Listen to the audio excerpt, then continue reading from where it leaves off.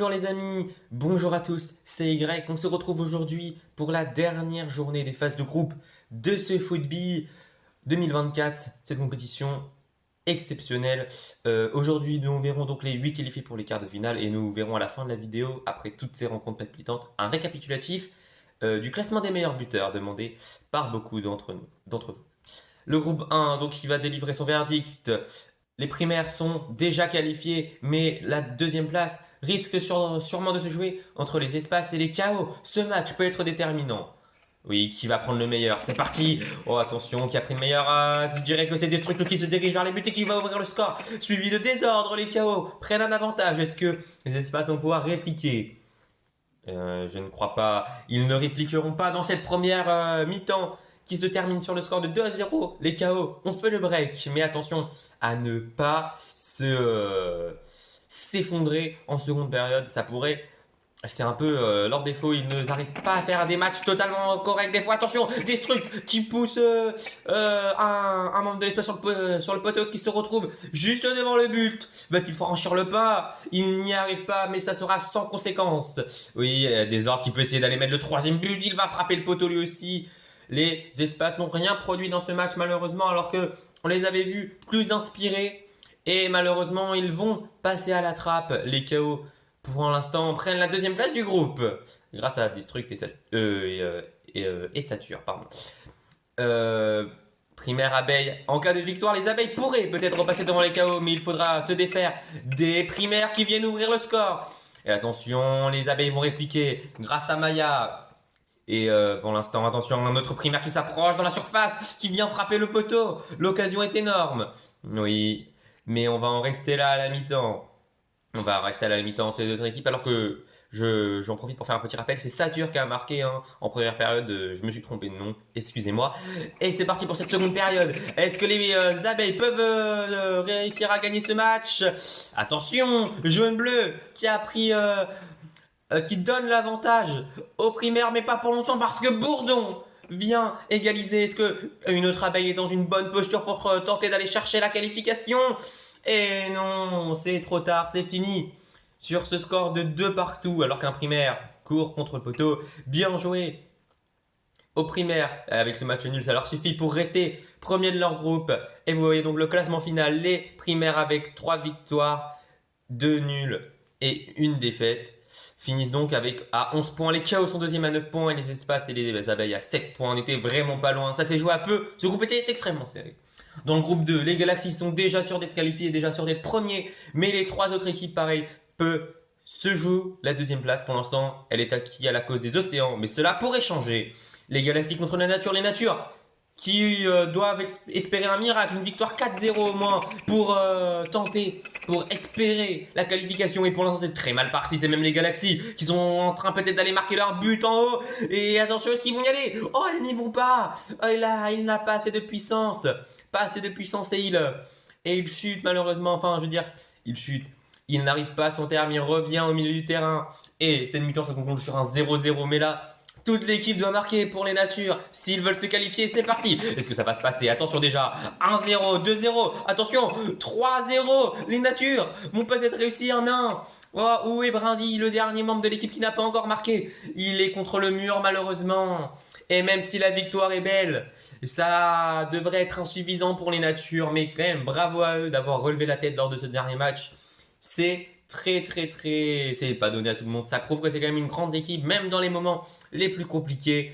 On leur souhaite une réussite dans leur prochaine compétition. La seconde place va donc sûrement se jouer entre les œils de chat et les océans. Le vainqueur de ce match, et en cas de match nul, ce sera les océans qui prend le meilleur départ à poteau d'œil vert, alors que c'est œil bleu qui vient marquer.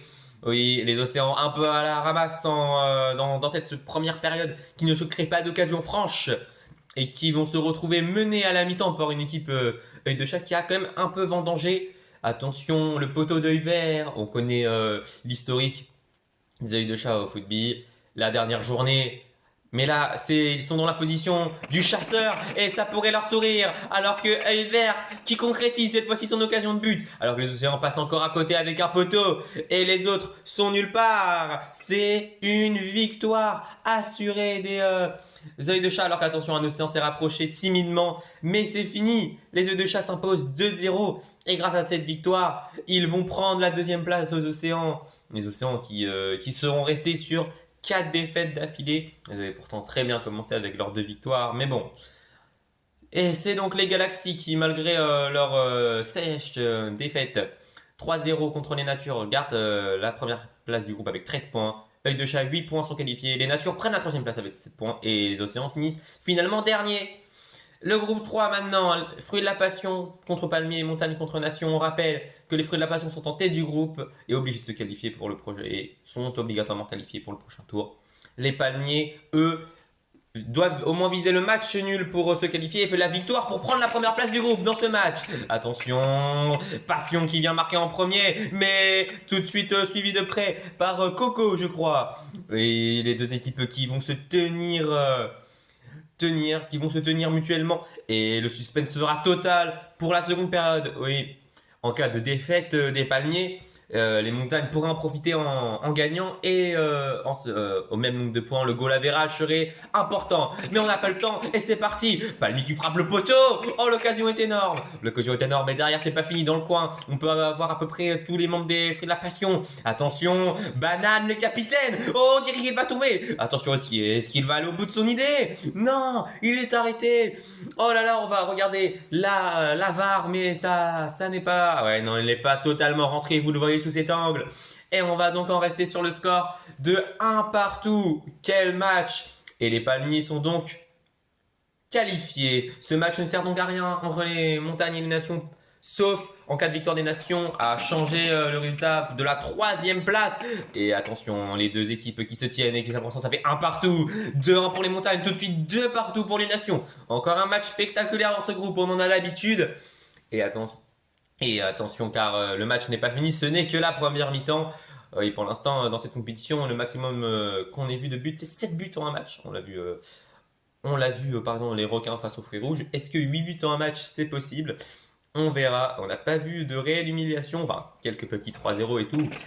C'est moins à la hauteur que l'année dernière. Mais là, on est reparti sur un match où France permet aux nations de prendre l'avantage. Est-ce que les Montagnes peuvent y aller? Attention, oui, il y en a un qui y va droit devant et qui vient égaliser. Les Montagnes vont sauver le match nul et la 3e place. C'est pas mal pour les Montagnes qui sont en train de se reconstruire, même si ils ont un peu loupé leur seconde partie des phases de groupe.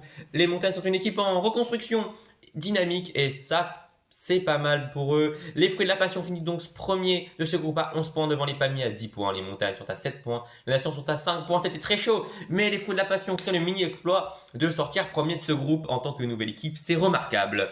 Le dernier groupe aujourd'hui, Atlantide, Requins, Fruits Rouges, Fleuve. Les Requins à 15 points sur 15 possibles. Non, plus rien à jouer sauf le 6 sur 6. Les Fruits Rouges, les Atlantides et les Fleuves, eux, se jouent la 2e place.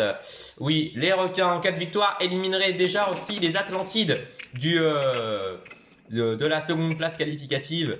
Donc c'est à voir, attention, les Requins qui mènent 2-0 déjà, les Atlantides qui peuvent peut-être revenir en haut de l'écran, non. Ah, pour l'instant ça semble très mal parti alors que c'est Shark et Dors qui viennent porter 2 coups de poignard dans cette première période, pas encore décisif, mais bon, les Argentines n'ayant marqué que 3 buts en 5 matchs, ça semble compliqué. C'est parti, il y a peut-être de l'intention, un poteau est frappé, et ça fait toujours 2-0. Et derrière, Aileron donne le coup de massue à cette équipe qui n'a pas réussi à trouver les armes offensives aujourd'hui et qui n'avait plus ses armes défensives. Ça fait donc 3-0 et le score est sévère mais logique. Les Requins sont donc auteurs du 6 sur 6. C'est la première fois que ça arrive sur la chaîne. Très très grosse performance aujourd'hui grâce à leur trio Shark, Dors et Aileron aujourd'hui qui a été incroyable. Et maintenant les Fruits Rouges contre les Fleuves. Il y a un match qui nous suffirait à faire passer les Fruits Rouges du bon côté. Les Fleuves doivent gagner pour se qualifier. C'est parti, pour l'instant c'est les Fleuves qui viennent marquer le but le plus important pour l'instant. Est-ce qu'une autre équipe peut y aller? Attention, Grenade qui tourne au milieu de la surface et qui va chercher ce but important pour les Fruits Rouges qui leur permet pour l'instant d'être qualifiés virtuellement qualifiés à la fin de cette première période. 1 partout. Attention, tout reste à faire. Un but pourra tout changer. Et les fruits rouges qui vont privilégier la défense dans cette seconde période. Attention, oui, c'est bien défendu de la part de Grenade qui bloque un peu sur le côté. Les autres membres des fruits rouges bloquent en haut. Grenade qui est un peu en infériorité numérique, mais qui se met dans un bon angle et qui tient le coup. C'est, je pense, terminé. Les fruits rouges vont faire un match nul sur ce match et vont sûrement finir deuxième du groupe. Oh là là, une stratégie qui a bien fonctionné. Et oui, c'est ça, au classement général du groupe, 18 points pour les requins, largement devant les fruits rouges à 5 points, tout comme les Atlantines, mais le goal average. Et à l'avantage des fruits rouges, les flaveux sont à 4 points, 4 matchs nuls, pas un mauvais bilan, mais ils n'ont pas réussi à trouver la victoire cette saison. Voilà les amis, on va se quitter. Vous connaissez maintenant donc les 8 quarts de finalistes. Il y aura un tirage au sort pour savoir qui s'affrontera en quart de finale au début de la prochaine vidéo qui sortira dans la semaine prochaine. Et juste avant, un petit interview de A et Z, bien sûr.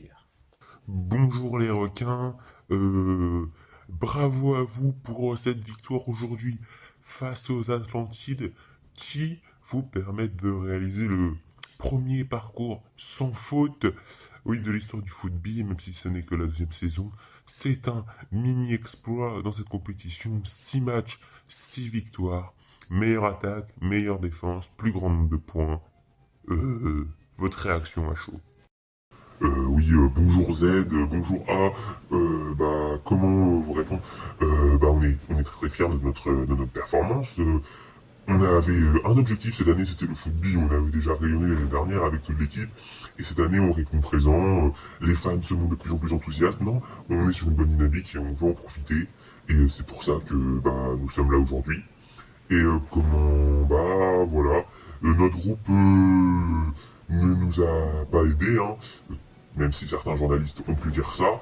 Et on a su tirer le meilleur de nous-mêmes dans chacune des situations, surtout dans les plus gros matchs, comme contre les Fruits Rouges, par exemple, le deuxième match, 4-3. Et on a su s'en sortir à chaque fois, donc pour l'instant, c'est bien. Et mais on nous considère comme favoris, on préfère pas penser à ça, et on préfère continuer jusqu'en finale, et puis pourquoi pas gagner, ça serait incroyable déjà, un podium pour nous, ça serait incroyable. Merci Z et merci A, même si aujourd'hui on a peu de questions de notre commentatrice préférée. Voilà, donc les phases de groupe terminées. 8 équipes sont sorties victorieuses de ces phases de poule et pourront s'affronter lors de quarts de finale croustillants, je pense. Aller-retour, bien évidemment. Mais jetons un œil au classement des meilleurs buteurs après ces 6 journées. On peut voir que c'est Shark qui mène la danse avec désordre. Ils sont tous les deux à 6 buts. Elron est troisième avec 5 buts, tout comme son coéquipier Dork avec 5 buts aussi. Galactic et Proxima, 5 buts. Prime, Passion, Coco, Oeil Jaune, 5 buts. Feuille et Maya, même s'ils sont, eux, éliminés le jour en plus de match, sont aussi à 5 buts. C'est les 12 meilleurs buteurs qui sont mis ici. Les autres sont à 4 buts ou moins. Voilà, les amis, nous avons toutes ces informations ici. Je pense que nous pouvons nous quitter en très bons termes. Les quarts de finale se dérouleront sur la même vidéo aller-retour et sera diffusée soit la semaine qui vient, soit dans 2 semaines. Ça dépend si la comité internationale, enfin de la comité Bi-Express décide de laisser une semaine de repos à nos quarts de finalistes ou pas, c'est ce que nous verrons. En attendant, je vous souhaite un très bon week-end. C'était Y, salut.